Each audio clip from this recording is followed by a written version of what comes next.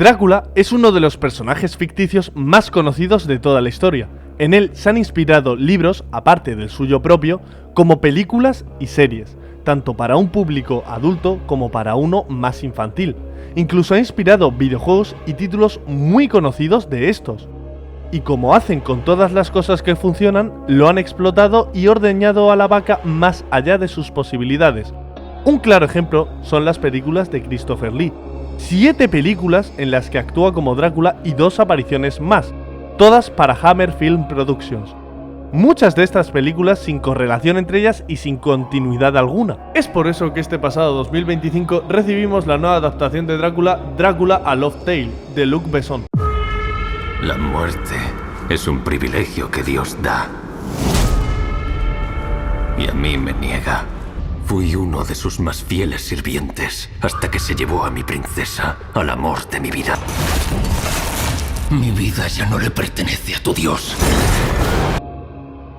Esta película ha generado opiniones muy divididas, algunas desde que es, y cito, la mejor versión de Drácula, y otras que detestan esta película condenándola de copia de la versión de Francis Ford Coppola de 1992. Pero, ¿estas quejas están infundadas o tienen respaldo? La respuesta es que estas quejas sí tienen respaldo. Y en este vídeo veremos por qué es una copia comparándola con la de Francis Ford Coppola, con Nosferatu de 2024 y con diferentes menciones de otras representaciones audiovisuales del vampiro y otros vampiros. Los monstruos clásicos están regresando, Frankenstein, Drácula y la futura nueva versión del Hombre Lobo, por el mismo director que Nosferatu del 2024, Robert Eggers. Así que si queréis vídeos con estos monstruos también, suscribíos y dejad un like en este vídeo. Y ahora comencemos. Primero, comenzaremos con lo principal, el vampiro. La representación del vampiro es muy diferente según qué versión consultemos y qué estado del personaje se encuentre. En la novela se nos describe textualmente como un hombre anciano pero fuerte, con rasgos faciales marcados, nariz aguileña, frente alta y abovedada, orejas puntiagudas, cejas pobladas que casi se unen, un largo y tupido bigote blanco sobre una boca de labios rojos y finos, de los cuales dientes blancos y afilados sobresalen, y tenía la cara y barbilla afeitadas, sin barba. Tiene una palidez extrema, manos rudas y velludas por las palmas, y el cabello escaso en las sienes, pero abundante en otras partes del cuerpo. Su voz es fuerte y sus movimientos poderosos, exudando una antigüedad y maldad profunda, aunque a veces se presenta de forma más joven y atractiva, adaptándose a las necesidades de sus víctimas. Además, hay que decir que este rejuvenecimiento que la novela describe no es tan exagerado como en las películas, cambiando drásticamente de apariencia, con pelo más corto e incluso apareciéndole barba y perilla. En la novela simplemente pone que cuando se alimenta ingiriendo sangre tiene una apariencia más rejuvenecida y fuerte, pero en ningún momento pone un cambio tan brusco como en estas películas. Y de los 3 vampiros, sin duda el más acertado y fiel a la novela es el de Nosferatu del 2024, aunque hay que decir que la de Francis Ford Coppola, cuando aparece rejuvenecido, se acerca bastante a la descripción de la novela. También hay que decir que Nosferatu tampoco es al 100% fiel, tendría una apariencia más parecida a esta imagen. La adaptación cinematográfica más acertada que se ha hecho con la apariencia del vampiro según la novela es una película de Christopher Lee, El Conde Drácula, de 1970, dirigida por Jesús Franco, donde se puede ver al vampiro con ese bigote, ese pelo y esa apariencia que describe la novela, o por lo menos muy acercada. Comenzar con la apariencia es importante por varias cosas. La primera es para entender que la adaptación de Francis Ford Coppola reinterpreta directamente al personaje, y la segunda es para entender la primera de las muchas copias que se encuentran en la nueva película, viendo la apariencia del vampiro envejecido, la cual, como se puede ver, está bastante inspirada, por no decir copiada, de la película de Francis Ford Coppola. Esa apariencia de Drácula envejecido, enfermizo y con ropa y pelo extravagante la creó Francis Ford Coppola, y aquí podemos ver como Luc Besson literalmente copia esa apariencia.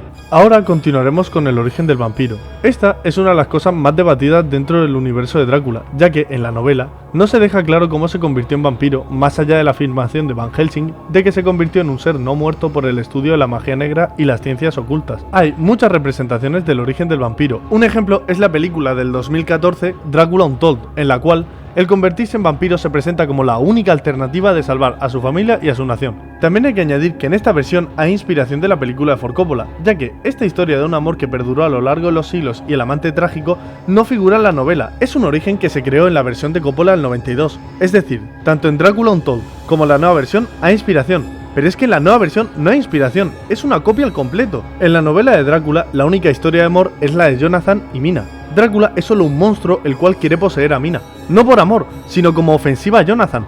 Fue Coppola el que le dio un trasfondo al personaje, reinventándolo desde cero.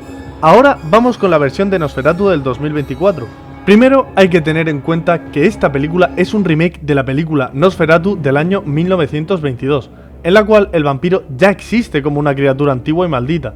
Pero en la versión que estamos comparando, la del 2024, al igual que las anteriores, es un antiguo conde, todos inspirados en Vlad Tepes, desde la propia novela, el cual, buscando poder, conocimiento oscuro o alguna forma de trascender a la muerte, hace un pacto oscuro, y lo convierte en un parásito más que en una criatura poderosa, ligado tanto a la sangre como a su relación obsesiva con la protagonista femenina Ellen, que recordemos que es Mina, ya que Nosferatu es el primer live action de la novela Drácula, que, al carecer de derechos de autor, se creó cambiando elementos y nombres, pero no deja de ser una versión de Drácula. En este caso, vuelve a ser más fiel la versión de Nosferatu, pero también le pondría el punto a la versión de Coppola, ya que, si bien no es fiel a la novela, reinterpreta y estudia al personaje como ni la propia novela hace. Y aquí tenemos la segunda y más controversial copia, en la que el origen es copiado en ocasiones hasta escenas tan parecidas que es imposible no pensar en la versión de Coppola. Pese a que muchos podrían considerar que es una referencia, realmente es una copia, ya que copia tal cual el origen sin prácticamente cambio alguno. Ahora vamos con probablemente la escena más mítica de toda la historia de Drácula, que es la llegada de Jonathan al castillo.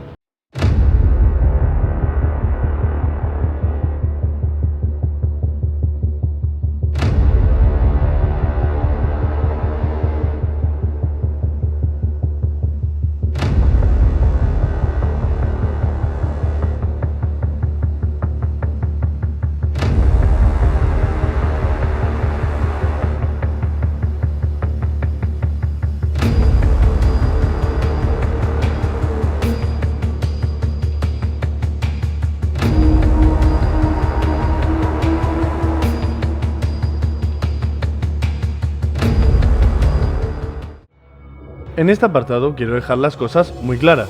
La primera es que Jonathan llega desde Londres, Inglaterra, hasta Transilvania para asistir al conde en la compra de una propiedad en, repito, Londres, Inglaterra. Y esto lo quiero dejar claro porque Luc Besson reubicó el lugar donde ocurren los eventos principales a París, Francia, en vez de a Londres, Inglaterra. Y esto es muy importante entender que es una mala decisión. Entiendo que el director es francés y que quería reubicarlo en su patria, pero es que se carga muchas de las cosas principales que ocurren en la novela. Una de ellas es el barco. El barco es uno de los capítulos más importantes de todo el libro. En el caso de Nosferatu se comprende la reubicación de Inglaterra a Alemania, porque tuvieron que cambiar cosas muy importantes por la falta de derechos de autor. Mismamente, el conde Drácula dentro de Nosferatu se llama Orlok. Pese a ello, hicieron la escena del barco de todas formas. Comprendieron que el barco era muy importante e hicieron más énfasis incluso en las escenas del barco que en la película de Ford Coppola, por ejemplo, pese a que de Transilvania a Alemania no hay ningún mar ni océano que les separe.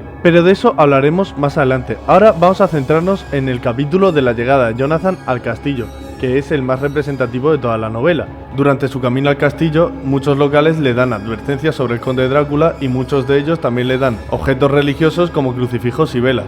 Al caer la noche es llevado en un carruaje negro conducido por un misterioso cochero que lo lleva hacia el castillo, que se sitúa en lo alto de un precipicio. Ahí el conde Drácula lo recibe, el cual se muestra cortés y educado, pero extraño, ya que no come ni bebe y además aparece y desaparece sin hacer ruido. Más adelante, Jonathan descubre que no hay sirvientes y que muchas puertas están cerradas con llave, y se da cuenta de que está prisionero. Van pasando los días y la atmósfera se vuelve cada vez más opresiva, y ocurren episodios aterradores para Jonathan como el de las 3 vampiras, o en la que descubre que Drácula duerme en cajas llenas de tierra, donde se da cuenta de que por la noche caza y por el día descansa. En cuanto a su escapada, sale por una de las ventanas ya que todas las puertas están cerradas con llave. Se descuelga por los muros del castillo y llega a una antigua capilla en ruinas. Ahí es donde ocurre el encuentro con Drácula metido en una de las cajas llenas de tierra. Lo intenta matar, pero paralizado, pierde la oportunidad y huye sin un plan. Es ahí que es encontrado por unos campesinos y lo llevan a un convento hospital en Budapest. También hay que aclarar una cosa, si bien no tenía sirvientes, sí que es verdad que Drácula tenía unos gitanos que trabajaban para él tanto en el castillo como más adelante para su plan para trasladarse.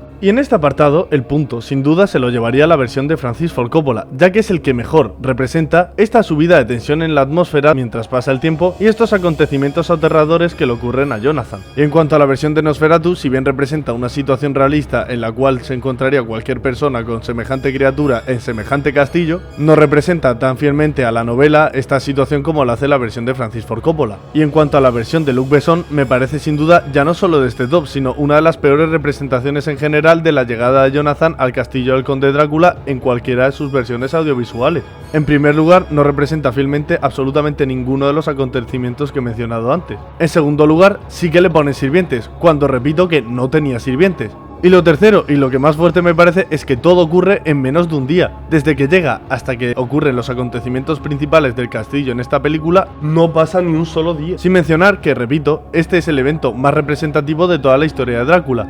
Y aquí lo utilizan como una herramienta para hacer un flashback de toda su vida. Ahora pasaremos con la trama central de la novela, donde veréis que en las tres películas hay tramas muy diferentes a esta. Y vamos a comenzar primero con el capítulo del barco, que como he dicho antes, íbamos a tratarlo más profundamente más adelante. En primer lugar, el barco llamado Demeter zarpa desde Varna y pasa por el Mar Negro haciendo una ruta un poco extraña para llegar a Inglaterra. He de decir que este capítulo al completo se narra como si fuera el cuaderno de bitácora del capitán. Drácula viaja con la mercancía metido en una de sus cajas llenas de tierra. El capitán habla sobre la primera desaparición como un posible accidente, probablemente el marinero caería alcoholizado al mar. Pero más adelante, tanto el capitán como los marineros comienzan a sentir como algo les observa desde la oscuridad y empiezan a escuchar ruidos nocturnos.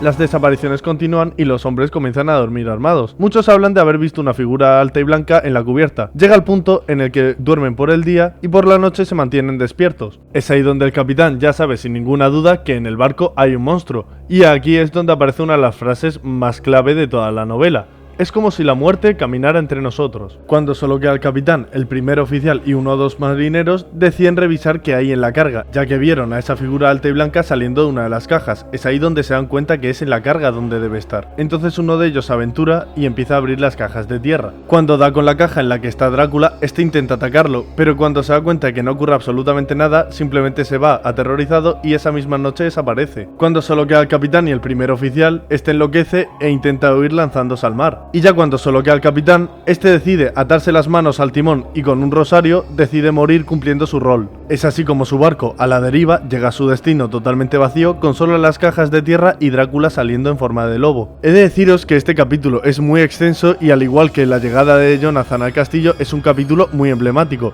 Tanto así que en el 2023 salió la película El último viaje del Demeter, que habla sobre los hechos ocurridos en el barco, aunque también tengo que deciros que esta película no es muy fiel a la novela. Y en la miniserie Drácula de Netflix, todo el segundo capítulo es solo de los acontecimientos ocurridos en el barco, aunque también he de deciros que tampoco es muy fiel a la novela. Y aquí el punto ya no sería solo por fidelidad, sino también por descarte se lo llevaría Nosferatu del 2024, ya que de los tres es el más extenso y el que más o menos narra los acontecimientos de la novela, aunque recordemos que el viaje de Nosferatu en barco no tiene mucho sentido, ya que en la versión del 22 y en la del 2024 se dirige a Alemania, a un pueblo inventado, pero hay que darle el mérito de que añadieron este capítulo igualmente en ambas películas.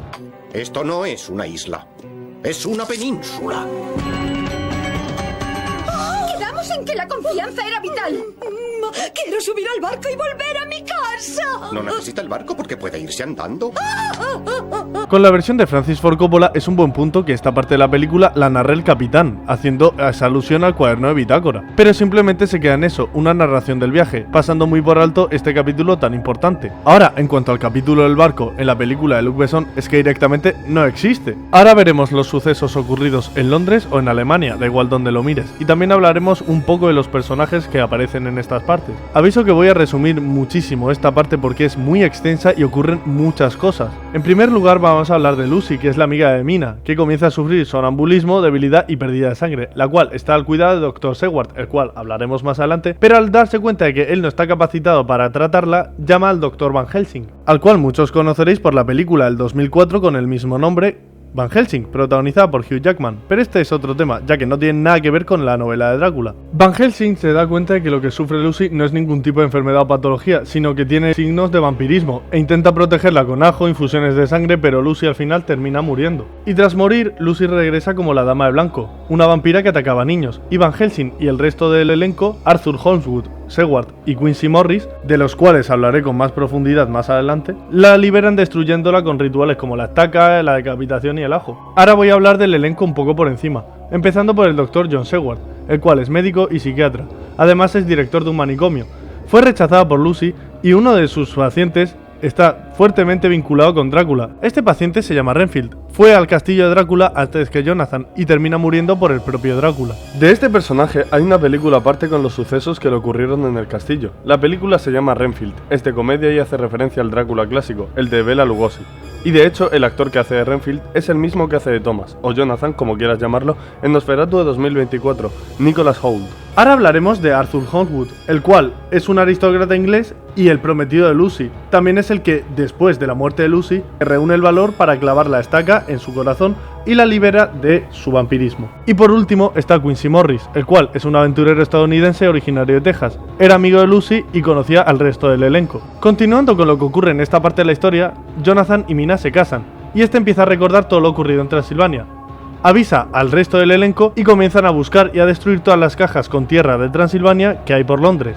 Drácula, al verse acorralado por este grupo, decide volver a escaparse a Transilvania en un barco transportando su última caja de tierra, pero no sin antes haberse alimentado de Mina y haberla obligado a beber su sangre, creando un vínculo entre ambos. Y antes de decir quién se lleva el punto y cuál es más fiel, quiero decir que esta parte repito que la he resumido un montón porque es bastante extensa, pero sin duda, de las tres películas, la que mejor representa todos estos sucesos es la película de Francis Ford Coppola. En la de Nosferatu del 2024 ocurren muchas de las cosas que acabo de mencionar, pero repito que la de Francis Ford Coppola sigue siendo mucho más fiel a la novela. También hay que añadir que en Nosferatu, tanto del 2024 como de 1922, el conde Orlok desata la epidemia de la peste en la ciudad en la que desembarca. Pero esto es diferente en la novela debido a dos factores. El primero es la Primera Guerra Mundial y el segundo es la gripe española. Estos dos eventos traumatizaron a Europa y fue un buen punto el añadirlo en la película. En la de Luc Besson no ocurre prácticamente nada de lo que acabo de mencionar. Aunque sí que es verdad que ocurren cosas importantes como la muerte de Lucy, para mí en esta película es un despropósito,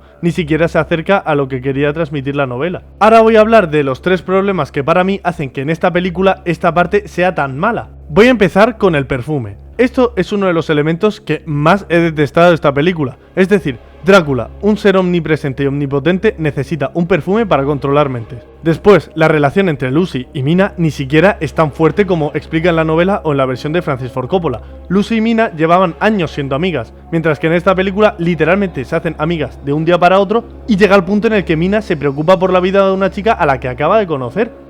Y por último, la caja de música, que para mí es uno de los elementos más desperdiciados de esta película, ya que, si bien no aparece en la novela, para mí sí que tenía potencial. El problema es que solo aparece en 2 ocasiones de la película y más que un elemento genuino, parece que es para que el espectador no se olvide de que está ahí esa caja. Y en estas 2 ocasiones en las que aparece es cuando más le conviene al director que aparezca, no cuando genuinamente podrían aparecer. También quiero añadir que aquí Van Helsing, por alguna razón, es un cura. Para mí no es un punto negativo, pero es algo raro. Y ahora vamos a introducirnos en el final de la novela de Drácula, en la que Jonathan y el resto del grupo persiguen a Drácula hasta Transilvania. Allí, Van Helsing mata a las 3 vampiresas del castillo de Drácula. Jonathan le corta la garganta a Drácula con un cuchillo y Quincy le clava una estaca en el corazón. Drácula muere y su cuerpo se desintegra, liberando así a Mina de la maldición.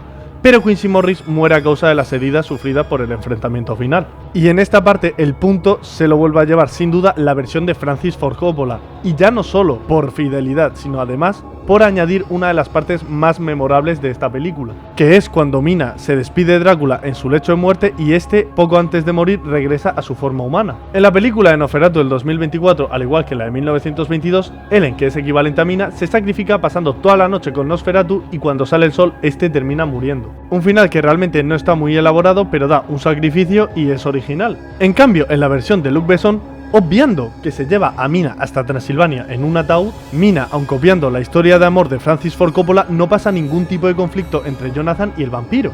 Después aparece un ejército que por alguna razón ataca y bombardea el castillo de Drácula, y tras 2 minutos de hablar con un cura, Van Helsing, tira por tierra cientos de años buscando a Mina y este decide sacrificarse para dejarla libre. Que por cierto, esto también es una copia de la película de Francis Ford Coppola. Este muere siendo un Drácula anciano y esta le acompaña en sus últimos momentos, y además a Mina también la llama Elisabetta. Y si os habéis dado cuenta, efectivamente es la versión de Francis Ford Coppola la que termina ganando este sistema de puntuaje. La finalidad de este vídeo, aparte de la comparación, es entender por qué la nueva versión de Drácula no funciona, y además ya no es que no funcione, es que además es una copia. Y si os ha gustado este vídeo y queréis más como este, podéis dejarnos un like, suscribiros, seguirnos en Twitch, TikTok, tenemos los enlaces por ahí, buscadlos.